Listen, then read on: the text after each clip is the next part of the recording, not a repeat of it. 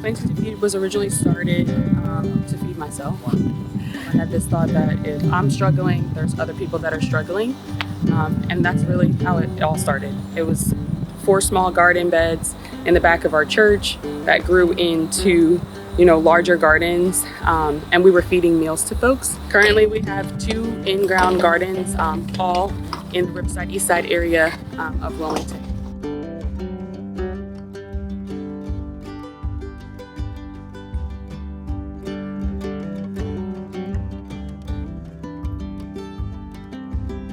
Someone said like, hey, where are you getting the food to make the meals? And we said, oh, we're growing it at our gardens. And that person worked at Kingswood Community Center. And that's how we got in partnership with Kingswood, because there was this beautiful garden sitting out back that just needed some love and support. Initially we thought we were just going to be just kind of clearing out the garden space because it was very, very overgrown. But then when we started weeding and everything, we noticed that there was some full grown produce underneath.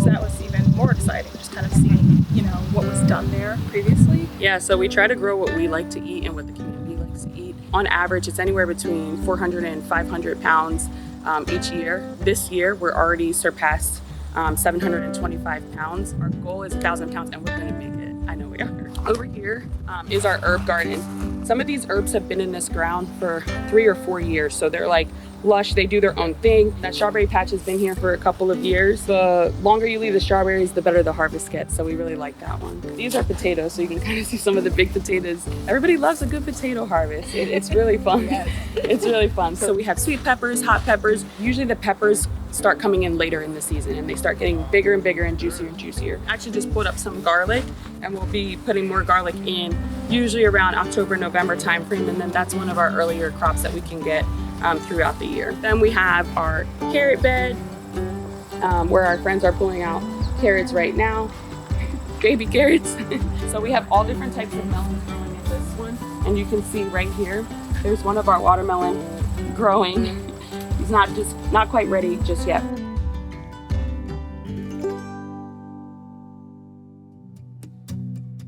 My name is Gracie Baylor, and I'm the hydroponic garden intern. So I was originally hired by Planting to Feed, and I work as a bridge in between the warehouse and Planting to Feed, the ag pod.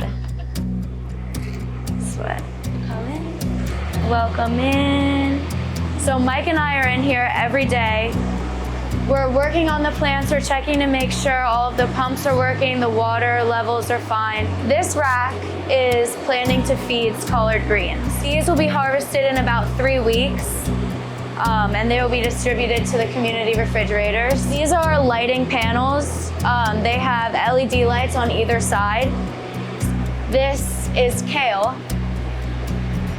So it's kind of cute. You can see the little baby kale leaves. So this is our nutrient A, our nutrient B, and our pH down. And this whole container is just a big circle of water. So actually a good thing about these hydroponic farms is they use less water than traditional farming. This is our nursery. So this was planted last week, and they're cute, they're little lettuce.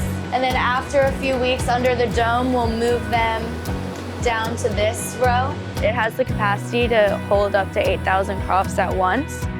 So just that is going to be a big enough impact. We've changed the way that we get the produce to the community by implementing the community refrigerators. Would love to see that program grow. Would love to see other partners step in like the WRK Group did, taking on 2 refrigerators. And that's what we'll do. We'll kind of bring any harvest that we have in the ag pod and we'll distribute it to the community through the warehouse, through Kingswood, and through the community refrigerators. I have been lucky enough to talk to a few community members who've expressed to me their gratitude. So just being able to talk with the community members and hearing how thankful they are for the refrigerators and just the access to the produce to make healthy meals, it's been really fulfilling, and it makes me super excited to come to work. It's an equity thing. Everyone should have the ability to provide healthy food for their families, and this is a neighborhood that has a little bit stronger of a need. There's not a lot of opportunities for they don't have a lot of land, so they can't grow things necessarily on their own. And ShopRite's a little bit far of a walk. So the fact that we can provide supplemental food for them, nutritious food for them, grown right in their community backyard is I think it makes a small dent in the equity issues around urban communities. Yeah, I always say that Logan and the friends at Kingswood were the people that believed in us first. Without them, we wouldn't actually be as big as we are now. All of our partnerships that we've had, to date, have been because of our partnership with Reach Riverside and Kingswood. So, for sure, we would not exist at all without Kingswood.